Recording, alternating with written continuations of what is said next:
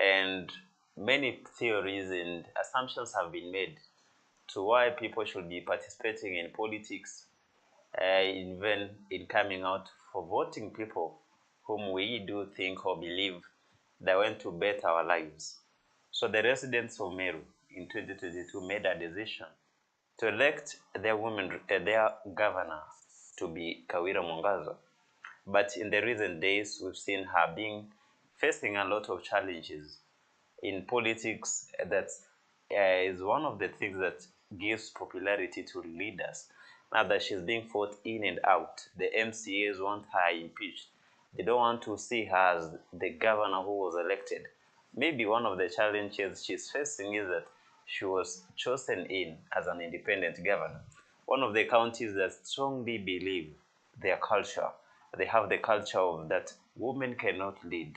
Again, they have some characters and beliefs about their cultures, including the culture of not of circumcision. One of the reasons that for many years they believe in circumcision.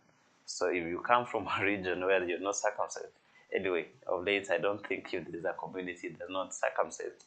Now today in Ask Siasa here at Kenya News Alert TV and Channel 7 News East Africa. My name is Emmanuel Bosire. I'm going to pose a question to one of our analysts here, Henry Nyamwea, to be answering us. But before that, can you greet the audience, Henry? How are you? I'm very fine, Manuel. Yes, how is the going? I'm going fine. I'm fine, actually. The rains? And the rains are on. That's why you're in the jacket? Yeah, that's why I'm in the jacket. It's cold outside there, but here in Kenya, news alert is very hot. So there's this big question that it's affecting majority of Kenyans to understand. Should Meru County be disbanded? Should the Senate declare Meru County disbanded and send them back to elections? Because the Constitution gives it clear that once you try an infringement for the first time, second time, and the third time, now the Senate will have to disband the whole county. Yeah. And for the next 3 months, it will be without any MCA, any senator, any women rep, and any governor, so that you go back to the elections after 3 months and bring in a new leader. Now, what are your thoughts about this impeachment that again want to face Kawira Mwangaza? Thank you, Emmanuel, for that question. From the look of things, Meru MCAs and those people who are accompanied with the MCAs against Kawira Mwangaza is as if they were not satisfied with the verdict of the rulings of the Senate. And actually what we are hearing from reliable sources and even openly outside there is that they are on the process of impeaching Kawira Mwangaza again. Now, in fact, Meru, as you have mentioned, is one region, not even a county. Meru at large is one region that doesn't believe in women leadership. They don't believe that women can also make good leaders. And actually, the problem with Meru is that they don't believe in the leadership of a woman. And this is what is bringing a lot of problems, except they don't want to come out openly and speak it openly to the people. But we know that they are against, one reason being, they are against Kawira Mwangaza because she's a woman. And actually, when you go back to the ground, the governor has a lot of support with the people, and she's initiating development projects within the county, which is actually good for the people of Meru County. But what we are wondering is that, what if they go, this is that time that they are on the process of impeaching the governor. It simply means that if they go back to the Senate and being the third round, then the Senate will have no option, is to go back for a fresh mandate, to tell them to go back and seek fresh mandate from the people. But do you think, one of these things keeps me worried that once an election process is done, those who have been elected in should be given time so that they can deliver on their manifestos and they're able to deliver on what they promise the people, especially for Meru. And I find out that the MCAs in Meru County representing wards, they also could be having some challenge. You see, they are the ones who bring the motion and petition to impeach the governor to the Assembly of Meru County. And then if it goes through, it's then kicked to the Senate, whereby it is being discussed. But recently we saw the senators discussing some of the things that the MCAs did wrong and some of the things that they did right. And this brings a big question. Who could be using the MCAs? Because if these MCAs were to be on the side of Meru Governor Kawira Mwangaza, they could have protected her.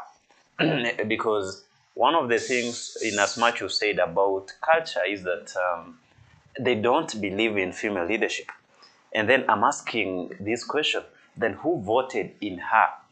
She's a governor by election, but who are these people who woke up early in the morning in August last year, went and casted their votes for Kawira Mwangaza? Thank you, Emmanuel. It's a very good question, actually, for the whole of the Kenyan people and even the people from Meru. And this question is a very good question and timely and at the right time. You know, my brother, you asked the question, who voted Kawira Mwangaza to become a governor? Remember, Kawira Mwangaza was elected through independent independent ticket as an independent candidate. So, is the people who elected Kawira Mwangaza. And, going back to the history of Meru, the first governor was Munya. Munya went for 5 years. After 5 years, Kiraitu Murungi came and took over from Munya. So Munya did not retain? Yeah, meaning Munya did not meet not the requirements, but actually did not do according to what people wanted. And that's why they cooked him out. Yeah, they cooked him out, and again here where Kiraitu Murungi. And Kiraitu came. And after Kiraitu Murungi, Kawira Mwangaza again came. Meaning, it's the people who fought for you or fought for any leader. If you can't perform, work for the people, they will easily vote you out. So, remember, we have said Kawira was elected through an independent candidate and actually managed without even the support of the MCAs. The problem here is, Emmanuel, the MCAs are from various political parties. Some of these political parties, Munya has his own party. Kiraitu Murungi has his own party. Kawira has not even one independent MCA. MCA who was elected through an independent ticket. So, and other MCAs are from Jubilee, others are from Huta. That's why it is so difficult for Kawira Mwangaza to manage Meru County, because all these MCAs are managed by the owners, the owner of the parties that they Yeah. So and then this gives us another thought. Now that one of the key challenges that devolution is really facing is the political affiliations of the MCAs. In the county, you find out that maybe those who contested for the seat have an interest in a county, just like we're trying to explain that Kiraitu Murungi could be interested in the county leadership of Meru. Now that he's having some of the MCAs maybe who are affiliated to his side, and maybe Munya has some of his MCAs, and then they could be one of the things that could be forming the system. Let me say, are they the system for Meru? Kawira is coming to a system. The system had the candidate in Meru. Yes. And then this system maybe financed the leadership. They went for the campaigns. And then they thought that whom they had posted for the elections was to go through. But you find out maybe the expectations, even God has another way to humble the expectations. And maybe God brought in Kawira Mwangaza using another system. So for Kawira to fit into the system, for those who own it, it becomes very difficult. And perhaps maybe they've tried to call her, and she has said that I've not come in for this system, but rather I'll also have my own system so that I can do the things that I want to deliver for the people of Meru. They are differing in interest. Politicians, there's no permanent enemy and friends. Munya and Kiraitu and Mwangaza at times, if they share the same interest, they can come and be again friends. So now this is pushing us to the constitution gives it clear that when such impeachments come, they can be mature impeachments, or they could be having bad reasons based on political affiliations. Now, this system does not want to give Kawira Mwangaza humble time to deliver. So much of her time she's spending in courts, in Senate, in answering things that depend on her being the governor. But instead, she should be taking much time to deliver. Now, this brings us to Infotrack. Infotrack ranked Meru County Governor number 8 out of the best performing counties. Now, what could be this that's really ailing or disturbing the systems of Meru County? But now, let me ask you now this question, Mr. Henry. If by chance this third impeachment comes in, and then the Senate declares that Meru County to be disbanded now, they went for re-election. Should Kawira Mwangaza again contest for that election again? That one, of course, yes. But before I come there, it is evident that what the governor is doing, or many people are satisfied with what the governor is doing on the ground. That's why even actually when Kawira went through the Senate, you saw a large number of people coming out chanting the order of Meru, thousands and thousands of people in support of the governor. And you see, my brother Emmanuel, this is what is actually, we don't understand what is actually happening with our country. Apart from Meru, you are seeing this, the same problems are going round within almost all our accounts. It is happening in Kiambu. It is happening in Kakamega. I'm seeing that one. Still in Kisi, it has County, the same problem.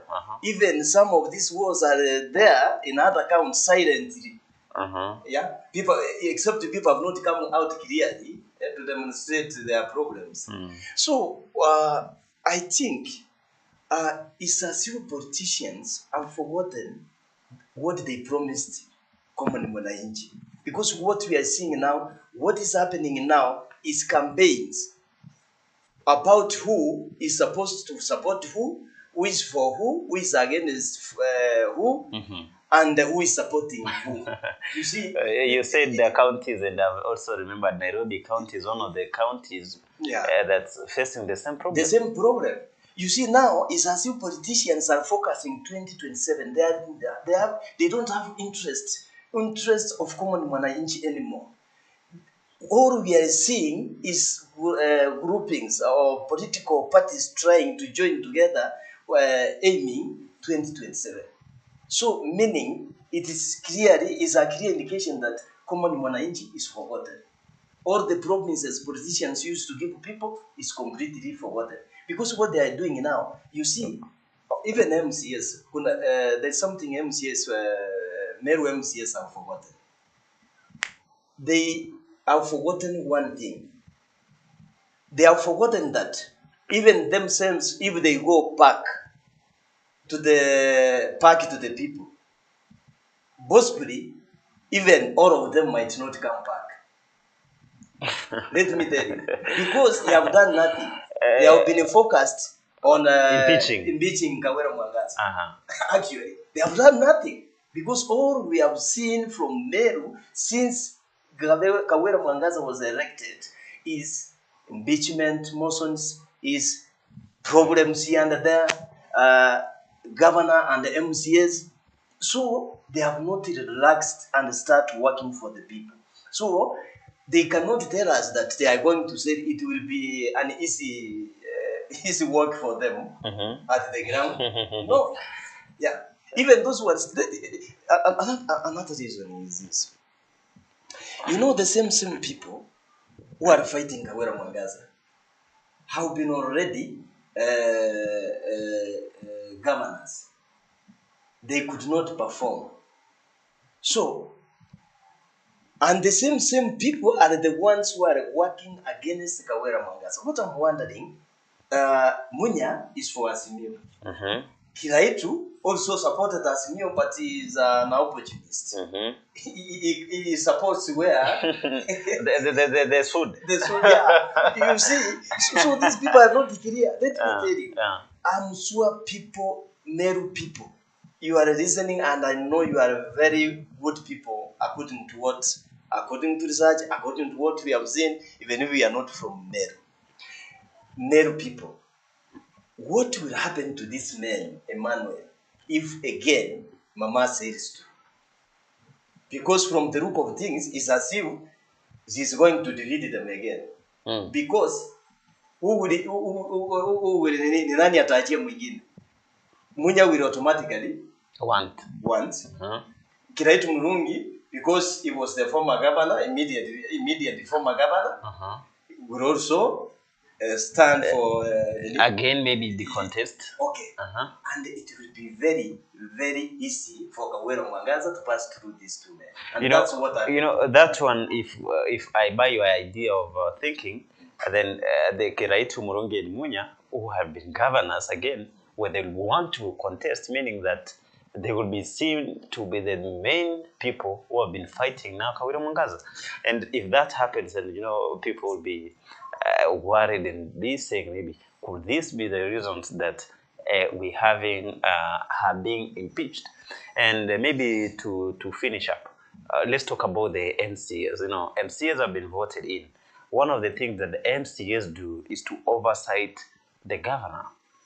You've been given the mandate by the people so that you oversight the governor. One, the MCAs don't have a ward development fund. They don't have a kitty that guarantees them maybe to be oversighted or to do developments on their own.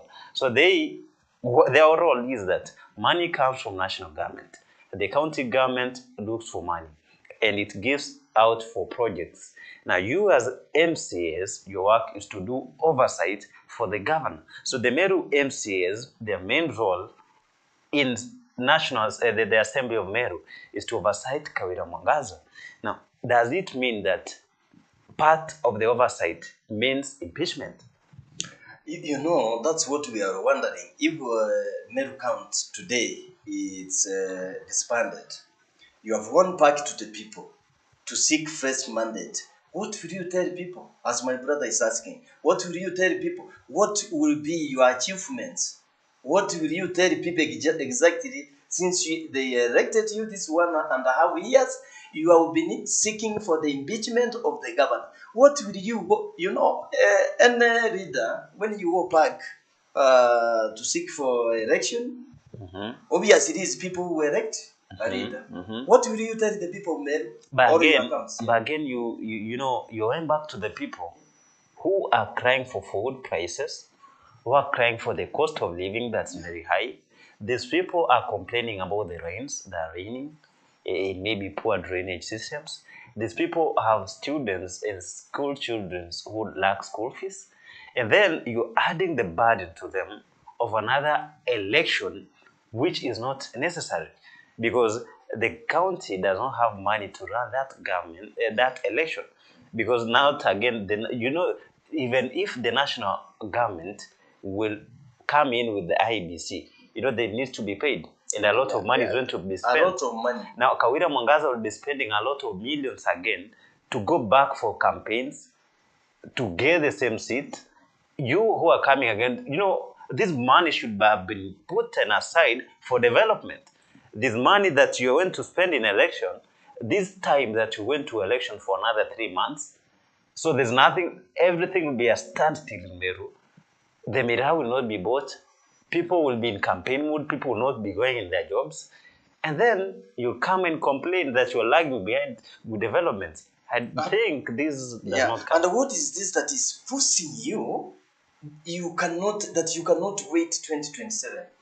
What is this that is forcing these MCAs that they cannot be able to wait for 2027 so that to give way for Meru people, at least for the governor to work for the Meru people who elected her, even if she was elected to run independent. You know, you've asked a very good question. Yeah. You know, what is this that making leaders? You know, is it selfishness? You know, you want to be a leader. You want to be always in leadership.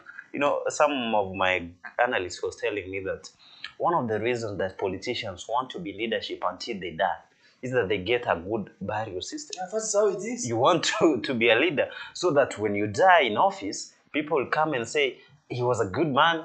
You get, you know, why don't you give? You know, to Munya, you have been a governor. What did you not do that you want to do again? Maybe to you, Kiraitu, you've been a governor. What do you want again to come and do in Meru that maybe you've not done? Yeah. And maybe to other regions, maybe Nairobi, maybe the likes of Babu Wino. 2027 far as now, you are the MP for Embakasi East. Maybe to you, Silvana Sosoro, you are the chief whip. You are the South Mogrango, maybe member of parliament. Why are you fighting the governor? Why don't you give Governor Simbarati time so that 2027, if it comes, the electioneering period, you'll be allowed to vie. If you win, well and good. So if you lose again, well and good. What's happening in Kakamega? Baraza.